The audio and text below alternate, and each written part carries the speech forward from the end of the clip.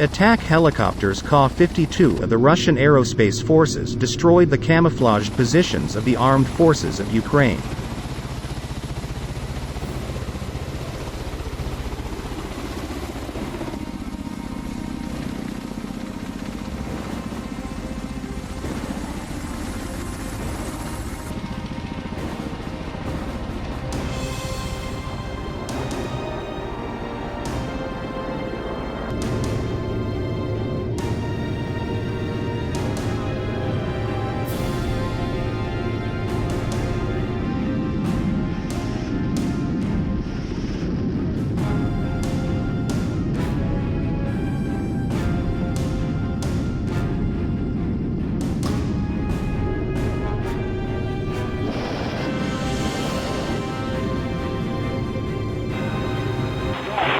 Понял.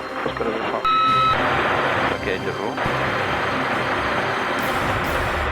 865, Елана, 859. Hope you guys love the video.